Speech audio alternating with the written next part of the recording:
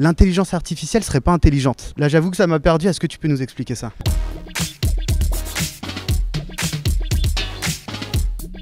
On se retrouve dans la jolie ville de Biot, juste à côté de Nice, dans le cadre de la Semaine du cerveau.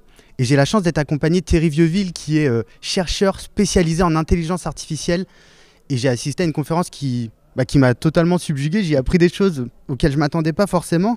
Déjà, la première, c'était l'intelligence artificielle serait pas intelligente. Là, j'avoue que ça m'a perdu. Est-ce que tu peux nous expliquer ça? Pourquoi j'ai essayé de dire ça comme ça? Pour provoquer le public et faire en sorte qu'il ne parte pas sur les mythes de science-fiction. Moi, je ne sais pas bien ce qu'est l'intelligence, mais je sais une chose, c'est que ce qu'on dit être l'intelligence artificielle, c'est essentiellement du calcul, des données, des algorithmes. On a fait l'inverse, on a évacuer la pensée du calcul pour le faire exécuter par une machine. Donc si je comprends bien, en fait, de calcul émerge une forme de réflexion et c'est ça que nous on a appelé intelligence, alors que c'est pas vraiment le cas, c'est vraiment qu'une suite de calculettes très efficace et très rapide. Tu as complètement raison, je vais même aller en dessous de réflexion, parce que c'est peut-être déjà... Émerge un résultat. Par exemple, tu reconnais des visages, c'est très étonnant, mais le mécanisme qu'il a reconnu, il l'a peut-être fait juste parce qu'il calcule sans savoir vraiment ce que c'est qu'un visage. Alors ce que j'ai du mal à comprendre, c'est comment ça se fait que l'intelligence artificielle nous fait peur ou fait peur à un certain nombre de personnes. Parce que si c'est juste une calculette, j'ai envie de te dire, j'appuie sur off et le problème est réglé. D'abord, c'est un mythe. C'est-à-dire que, tu vois, le mythe du golem, le mythe du fait que de la Terre va émerger quelque chose, ou le mythe de Pinocchio. C'est une marionnette, puis subitement elle va prendre vie. Et moi, je suis un humain comme toi, donc ce mythe, je l'ai aussi en moi. Mais c'est un mythe, on peut y croire, il faut respecter les croyances, c'est pas de la science. Puis un deuxième truc qui est moins drôle, c'est qu'aujourd'hui, c'est de l'intérêt de grandes puissances de nous obliger à réfléchir à une intelligence artificielle qui pourrait dominer le monde. Google, Apple, Microsoft, Facebook, Amazon, ils dominent le monde. Et donc, je les soupçonne de vouloir nous faire débattre d'un truc qui n'existe pas, ou en tout cas pas encore, pour mieux nous faire avaler ce qu'ils sont en train de nous imposer aujourd'hui. Donc si je comprends bien, on nous fait peur avec l'intelligence artificielle pour pas qu'on réfléchisse au réel sujet d'actualité lié à l'intelligence artificielle?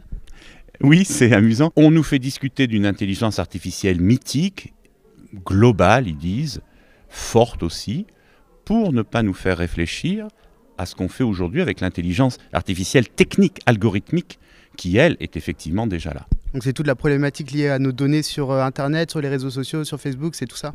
Absolument. Et c'est lié aussi au fait qu'on est devant, par exemple, la possibilité de déléguer des grandes décisions à la machine, des décisions médicales, parce qu'il y a plein de données, l'algorithme il va répondre de manière plus efficace qu'un médecin. Oui, mais qui est-ce qui doit prendre la décision finale?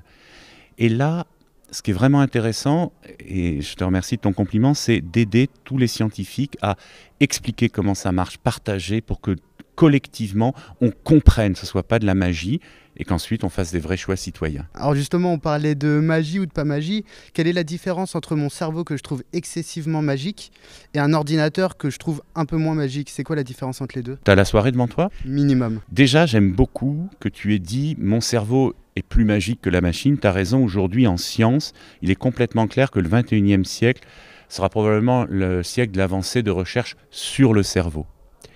Alors pourquoi moi aussi, comme toi, c'est une croyance, je trouve que nos cerveaux sont plus magiques que la machine, parce que la machine, on comprend bien comment ça marche depuis un demi-siècle, on fait des choses techniquement de plus en plus fortes, et puis apparemment on trouve de plus en plus de choses. Par contre, le cerveau, il a des capacités qui méritent de chercher, de comprendre, et ça, c'est un grand sujet, il nous faudrait toute la soirée. Dernière petite question, moi c'est vrai que je comptais vachement sur l'intelligence numérique pour me permettre, sur l'intelligence artificielle, pardon, le numérique, pour me permettre d'atteindre une forme d'éternité, moi qui n'ai pas envie de partir, qui a envie de rester, qui veut voir mes arrière-petits-enfants. Est-ce qu'on va pouvoir charger mon âme, j'ai envie de dire mon esprit dans un ordinateur et qu'on pourra télécharger dans le cloud d'ici une centaine d'années? À la façon dont tu me poses la question, on voit bien que tu n'y crois pas toi-même, mais tu l'as très bien formulé, c'est un des fantasmes. C'est-à-dire que toute ma mémoire est dans la machine vit éternellement, c'est pas comment, et du coup je vais être éternel. Qu'est-ce qu'on a loupé? Le fait que notre intelligence humaine, elle est incarnée. Ton intelligence, elle est dans ton corps. Tu n'as pas une intelligence indépendante de ton corps. Pense aux émotions, pense à toute ta relation avec ton organisme. Et ça, effectivement, ça fait que cette idée-là est un fantasme. Alors, après la mort, moi, ce que je pense, c'est que je vais être éternel. Je vais rester vivant dans le cœur des gens que j'ai aimés. Merci beaucoup du coup d'avoir répondu à toutes nos questions. Merci beaucoup. Est-ce que vous avez une actualité ou quelque chose du coup J'ai cru comprendre que vous aviez un livre, c'est ça? Vous aviez écrit un livre? Alors moi, j'ai pas écrit de livre, mais je te remercie de me donner cette opportunité de parler d'un grand collègue qui s'appelle Jean-Gabriel Ganassia et qui a fait ce travail sous forme d'un livre accessible à toutes et tous, de démystifier tous ces trucs-là, singularité, transhumanisme, humain augmenté. Ce sont des vrais sujets, ou des faux sujets, je ne sais pas, mais en tout cas, s'il y a des gens qui ont besoin de comprendre, c'est ce livre-là dont on a parlé. Pardon. Et ben du coup, on mettra le titre du livre en description. Merci beaucoup d'avoir répondu à toutes nos questions.